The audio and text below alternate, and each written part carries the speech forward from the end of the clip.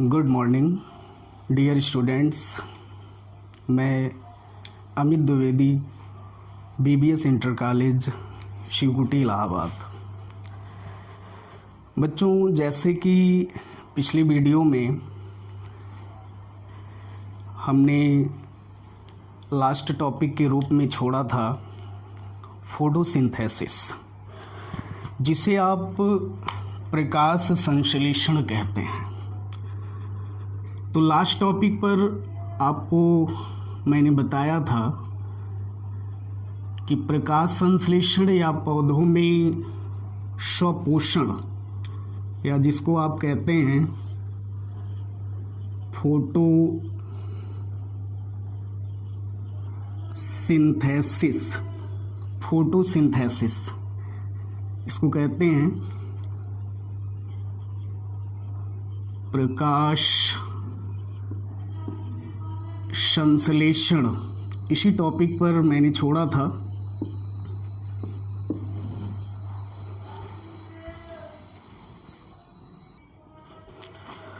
तो इसी टॉपिक पे मैंने छोड़ा था प्रकाश संश्लेषण पर। तो आज हम चर्चा करेंगे कि प्रकाश संश्लेषण की क्रिया होती क्या है और इसे क्यों पौधे में स्वपोषण कहते हैं। तो प्रकाश संश्लेषण की जो क्रिया होती है यह एक प्रकार के एंडोथर्मल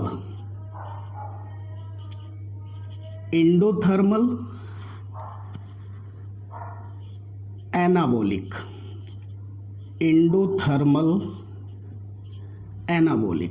कहने का मतलब कि प्रकाश संश्लेषण एक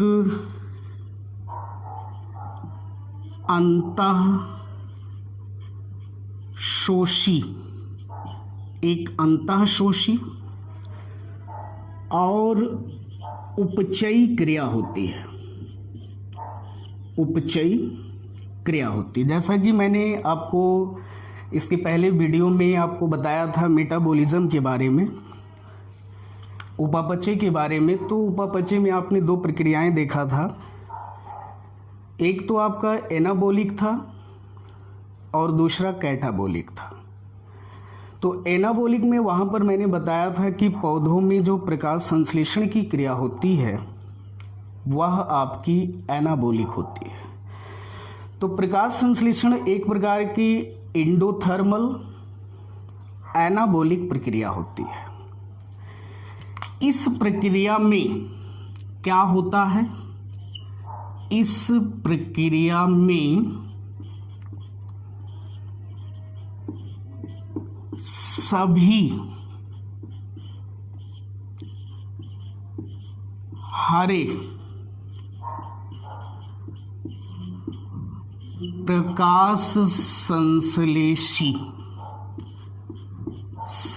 हरे प्रकाश संश्लेषी पौधे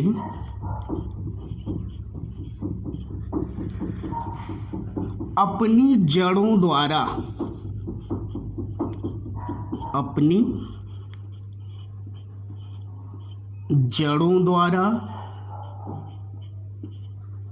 जल, खनिज लवण,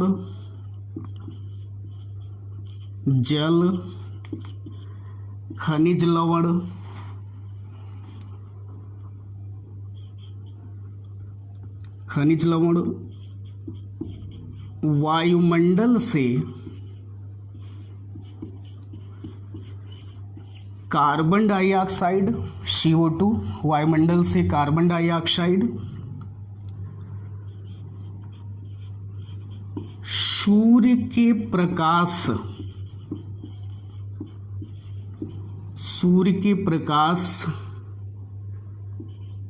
तथा पर्णहरिम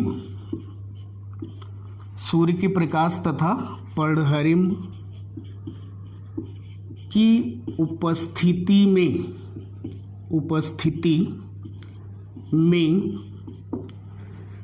रासायनिक क्रिया करके रासायनिक क्रिया करके भोजन बनाते हैं, या रासायनिक क्रिया करके ग्लूकोज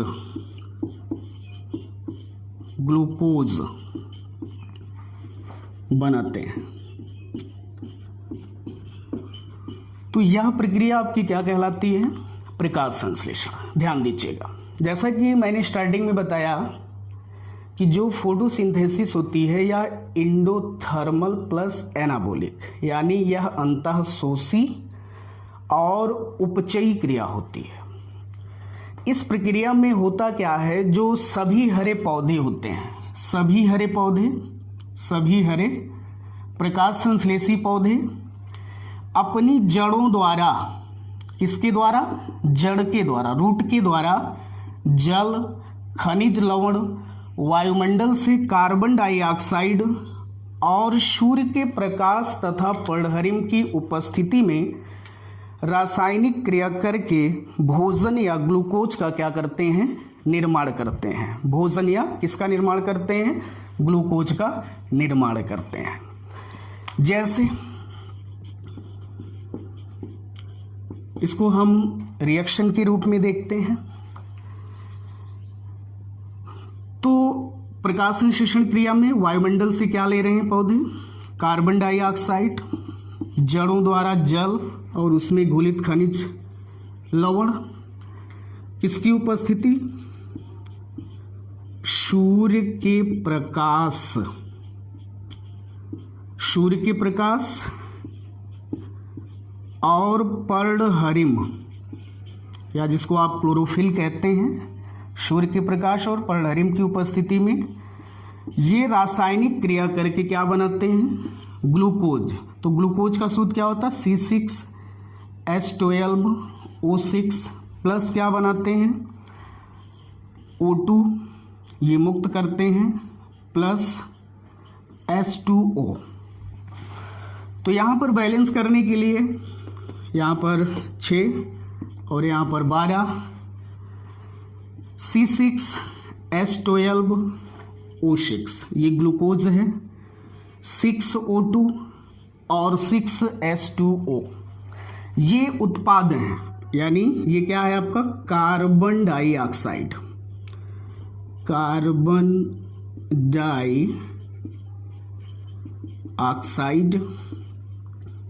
है, ये है आपका जल।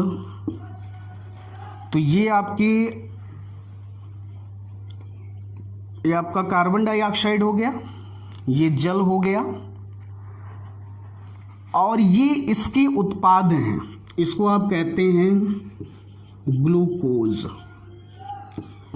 ये हो गया ऑक्सीजन और ये हो गया आपका जल। तो ये संक्षिप्त रूप में इसकी रासायनिक प्रक्रिया है। कार्बन डाइऑक्साइड और जल को लेकर के पौधे क्या करते हैं? भोजन बनाते हैं। आइए इसको हम एक सामान्य चित्र के माध्यम से आपको बताते हैं कैसे होती है यह प्रक्रिया। एक सामान्य चित्र के माध्यम से हम आपको बताने का प्रयास करते हैं। देखिए, मान लीजिए ये कोई पौधा है, ये पौधे की क्या है? रूट है, जड़ है, और इस पौधे में यहां से ये पत्तियां लगी हैं, ये पत्ती है, ठीक।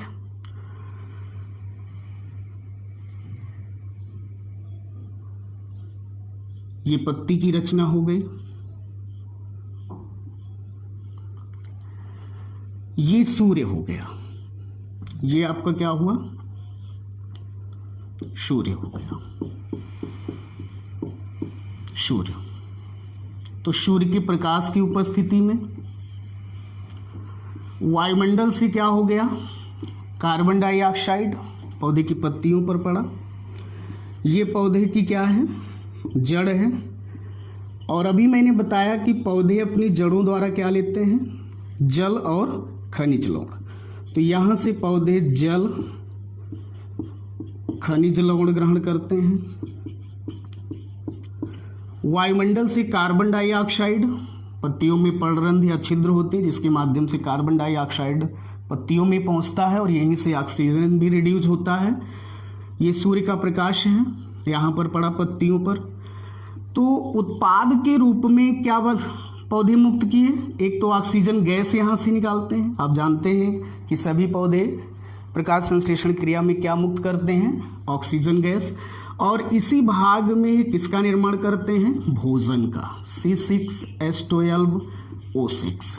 और इसमें जल का जो उत्सर्जन है, जहाँ से कार्बन डाइऑक्साइड आया है, इसी के माध्यम से पौधे में जो अतिरिक्त जल होता है वह वायुमंडल में क्या होता है, चला जाता है। तो पौधे से वायुमंडल में जल का जो ट्रांसपिरेशन है या जल के निकलने की जो प्रक्रिया है वह आपकी ट्रांसपिरेशन या वाष्पोत्सर्जन कहलाती है।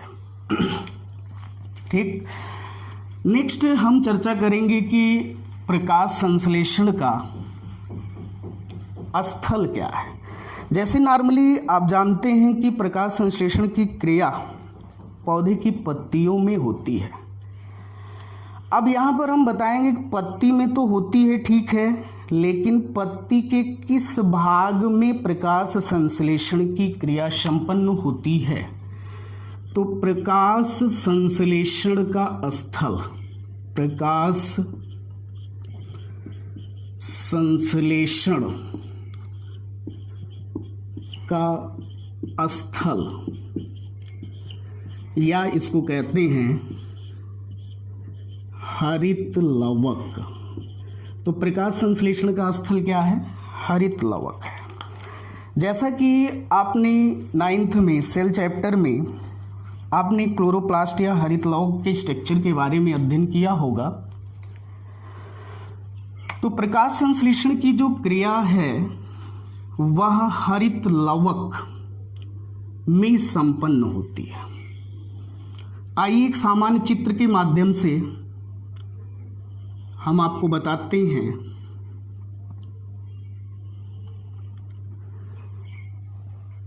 कि हरित लवक के किस भाग में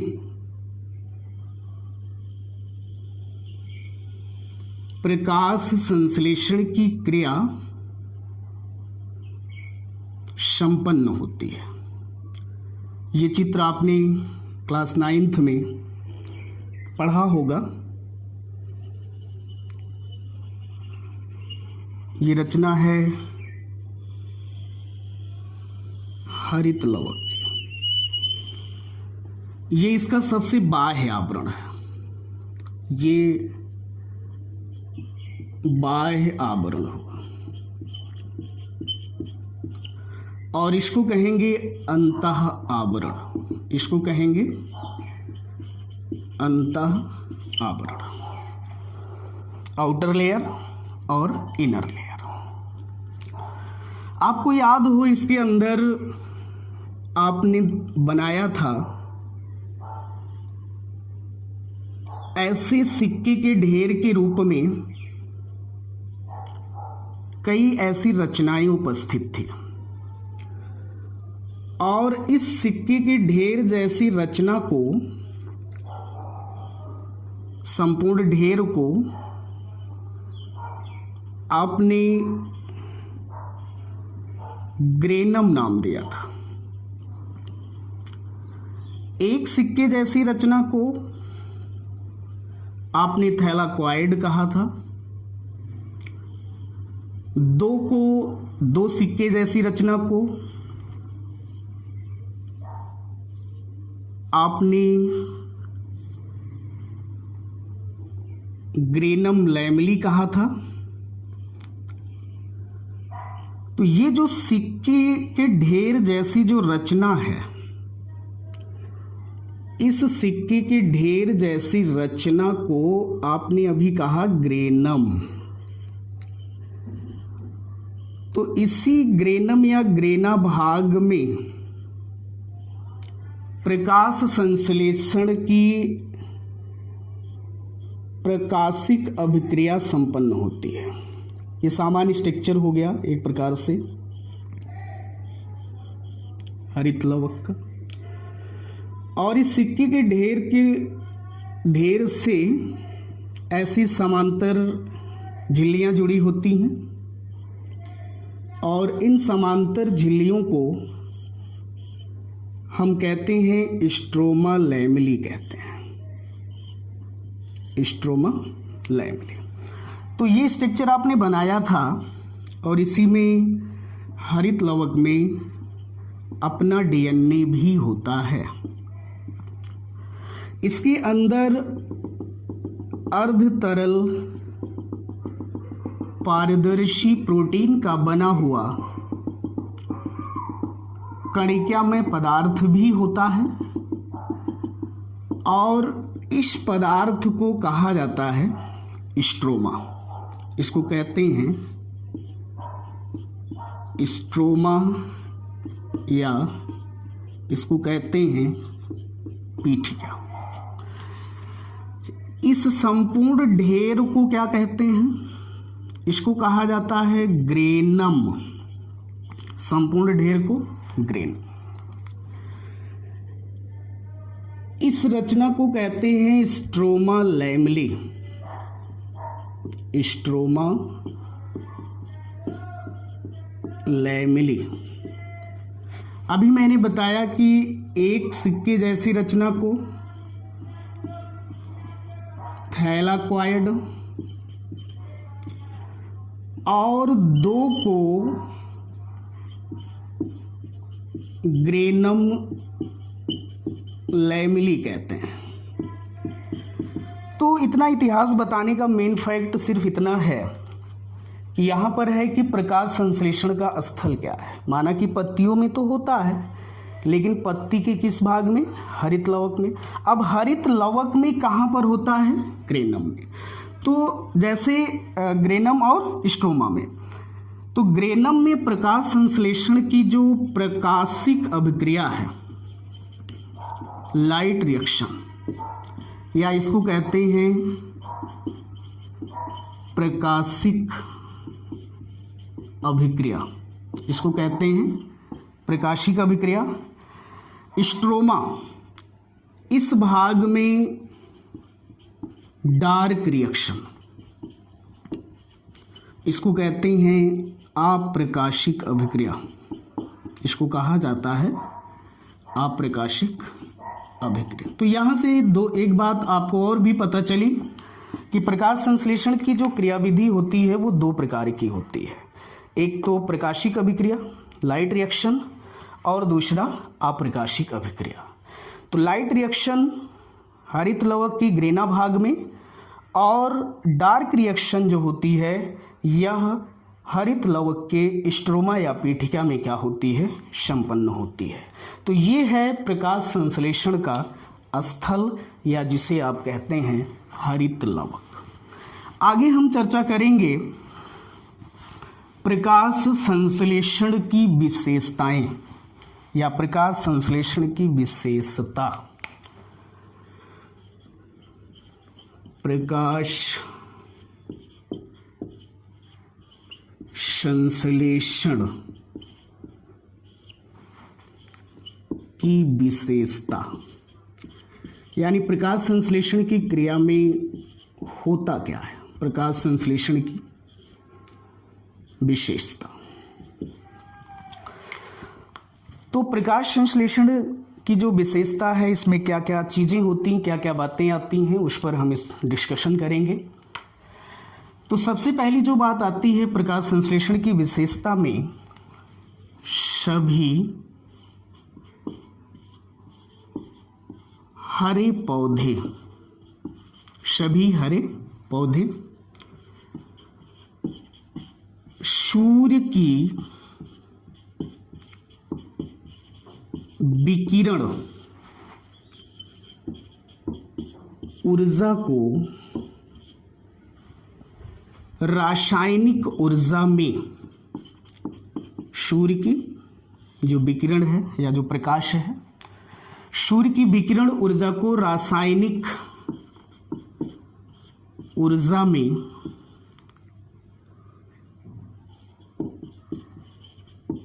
बंधित करते हैं, बांधते हैं, बंधित करते हैं। ये पहली विशेषता। यानी सभी हरे पौधे सूर्य की जो विकिरण ऊर्जा है, विकिरण ऊर्जा को रासायनिक ऊर्जा में क्या करते हैं, बंधित करते हैं।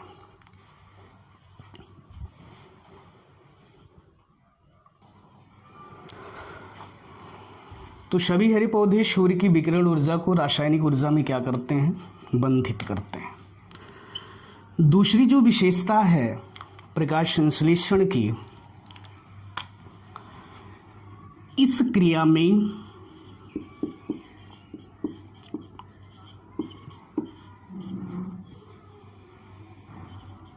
जल के अपघटन से ऑक्सीजन गैस मुक्त होती है, ऑक्सीजन गैस मुक्त होती है और यह ऑक्सीजन गैस पौधे का सह उत्पाद होता है, सह उत्पाद यानी सहायक उत्पाद। तीसरी जो प्रक्रिया है CO2 के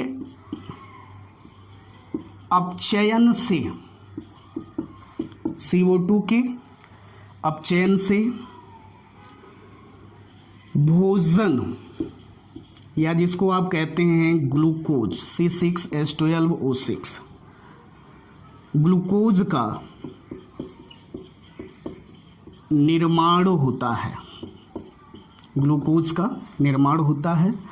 और ग्लूकोज जो होता है यह प्रकाश संश्लेषण का मुख्य उत्पाद होता है। एक ऐसा उत्पाद है, मुख्य उत्पाद होता है। प्रकाश संश्लेषण का मुख्य उत्पाद आपका ग्लूकोज होता है और सह उत्पाद क्या होता है, ऑक्सीजन होता है। सह उत्पाद क्या होता है, ऑक्सीजन होता है। ये तो था सामान्य रूप से प्रकाश संश्लेषण की विशेषता। आगे हम चर्चा करेंगे प्रकाश संश्लेषण की क्रियाविधि, mechanism of photosynthesis, mechanism of photosynthesis. प्रकाश संश्लेषण की क्रियाविधि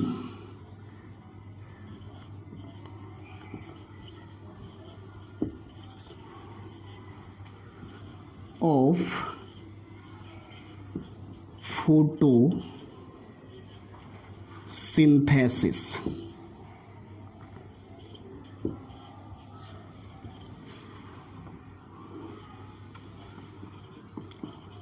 प्रकाश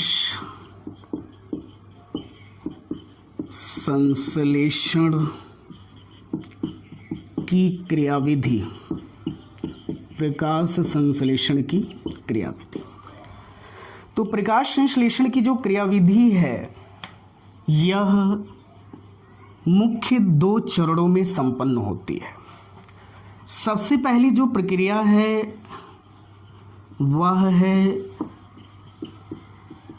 लाइट रिएक्शन या जिसको आप कहते हैं प्रकाशिक अभिक्रिया। दूसरा है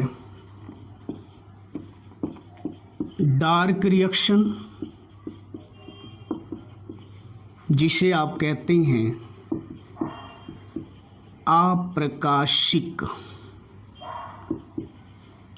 अप्रकाशिक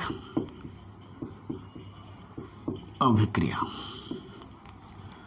लाइट रिएक्शन और डार्क रिएक्शन। तो आइए सबसे पहले हम चर्चा करते हैं प्रकाश संश्लेषण की प्रकाशिक अभिक्रिया। जैसा कि अभी मैंने आपको बताया कि प्रकाश संश्लेषण की जो क्रियाविधि है वह 2 चरणों में होती है। तो यहाँ पर सबसे पहले हम चर्चा करेंगे लाइट रिएक्शन की। लाइट रिएक्शन, प्रकाशिक अभिक्रिया।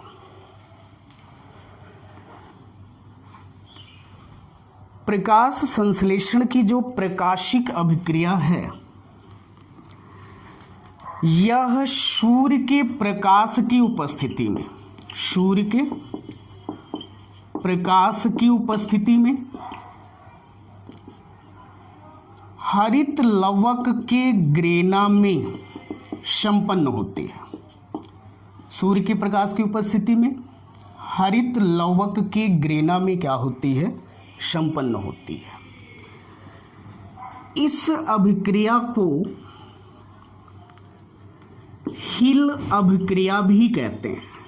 इस अभिक्रिया को हिल अभिक्रिया भी कहते हैं। उसका रीज़न है क्योंकि इस अभिक्रिया का अध्ययन सबसे पहले वैज्ञानिक रॉबर्ट हिल ने किया था। वैज्ञानिक रॉबर्ट हिल ने सबसे पहले प्रकाशिक अभिक्रिया का अध्ययन किया था, इसलिए इसे हिल अभिक्रिया भी कहते हैं।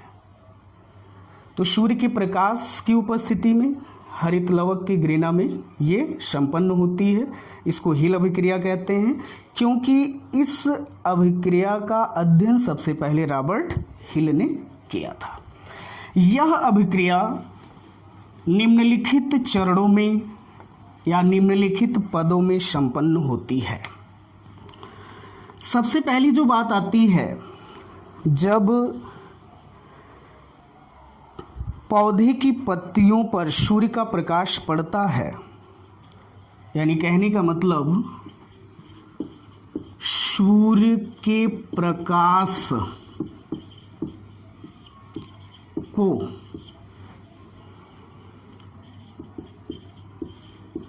पौधे यानी सूर्य के प्रकाश को अवशोषित करके, सूर्य के प्रकाश को अवशोषित करके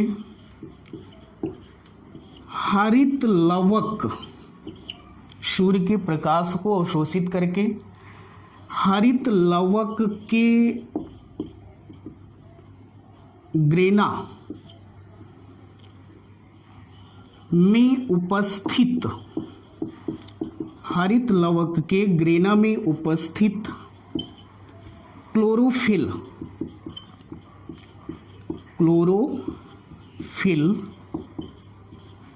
सक्रिय हो जाते हैं। हरित लवक के ग्रेना में उपस्थित जो क्लोरोफिल होते हैं, ये सक्रिय हो जाते हैं या ऊर्जान्वित हो जाते हैं, सक्रिय हो जाते हैं तथा एडीपी, इसको कहते हैं एडेनोसिन डाइफॉस्फेट, एडेनोसिन डाइफॉस्फेट। तो जब क्लोरोफिल सक्रिय हो जाते हैं तथा एडीपी से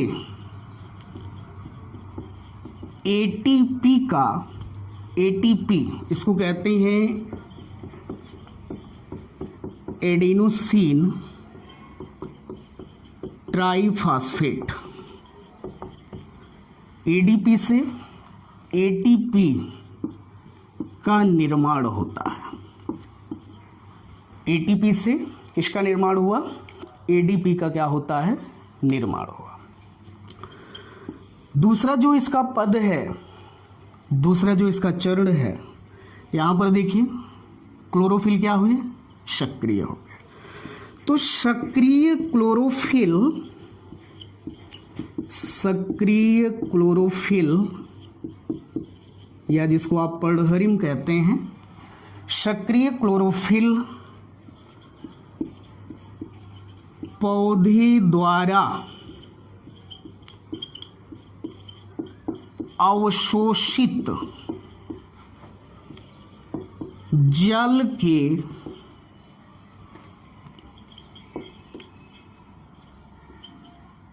अणुओं का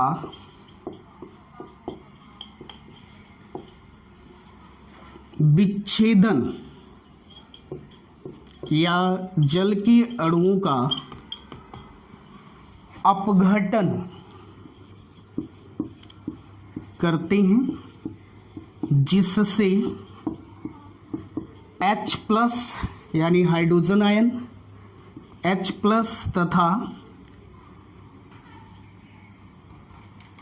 OH minus hydroxide ion, H plus और OH माइनस बनती हैं। यह प्रक्रिया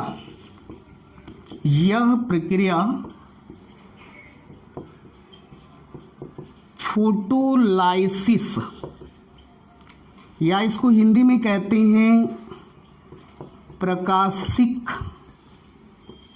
अपघटन, यह प्रक्रिया फोटोलाइसिस कहलाती है। यह प्रक्रिया फोटोलाइसिस कहलाती है। कहने का मतलब फिर से देखिए एक बार, सूर्य के प्रकाश को अवशोषित करके हरितलवक के ग्रेना में उपस्थित क्लोरोफिल क्या होते हैं, सक्रिय हो जाते हैं तथा एडीपी से एटीपी का क्या होता है, निर्माण होता है।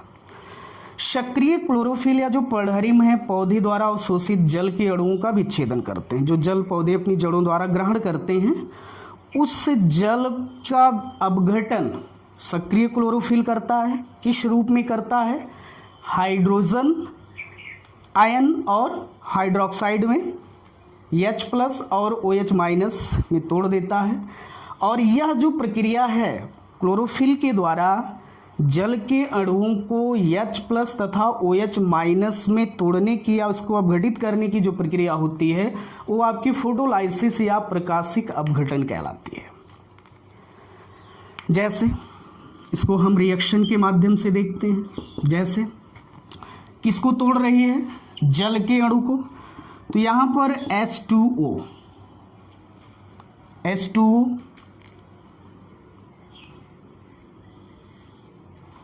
कौन,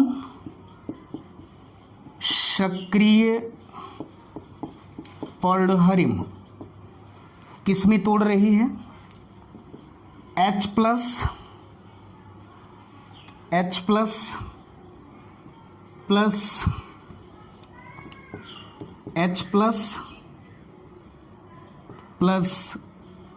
OH माइनस। तो इसको बैलेंस करने के लिए 4H2O 4H plus 4OH minus. Next जो बात आती है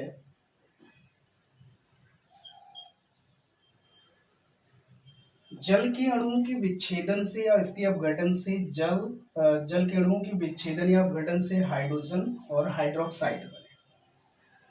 अब इस हाइड्रोक्साइड का संघनन द्वारा नेक्स्ट चरण में हम देखेंगे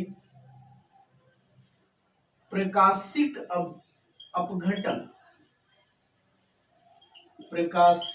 अपघटन में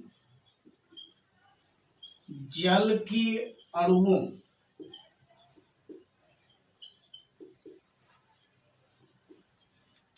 के विच्छेदन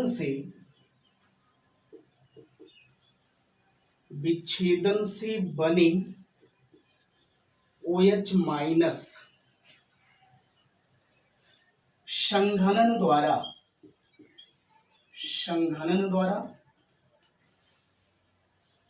जल तथा ऑक्सीजन का निर्माण करते हैं। ऑक्सीजन का क्या करते हैं, निर्माण। जैसे तो हाइड्रोक्साइड 4OH माइनस किसके द्वारा, संघनन के द्वारा क्या निकलता है, क्या बनता है, H2O 2H2O प्लस O2। ये ऑक्सीजन बनी। ऑक्सीजन जो पौधे में बनी जल के अणुओं के विच्छेदन से, यह पौधे की पत्तियों में स्टोमेटा या जिसको आप कहते हैं पर्णरंध्र, इसके द्वारा ये वायुमंडल में क्या होती है, मुक्त हो जाती है। चौथी जो बात आती है, चौथा जो इसका चरण है, पद है, जल के अणुओं के विच्छेदन से प्रकाशिक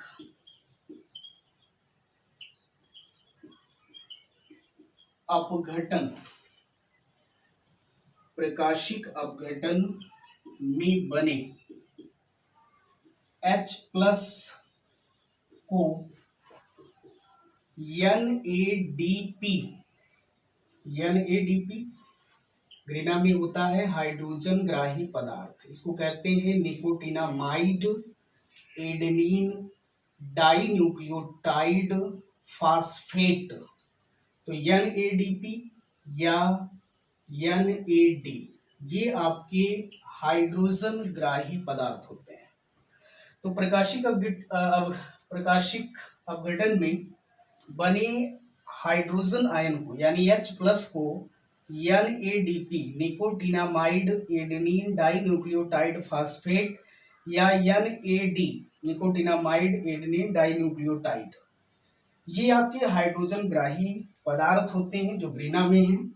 और ये करते क्या हैं, हाइड्रोजन ग्राही पदार्थ NADP H+ को NADP यानी NAD द्वारा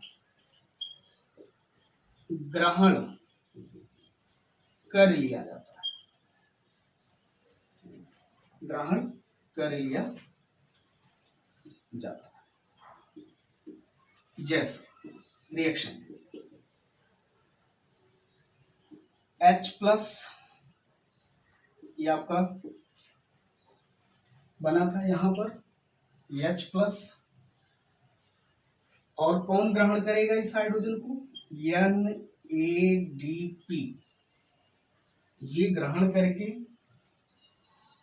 2NADPH2 2NADPH2 में क्या होता है, कन्वर्ट होता है।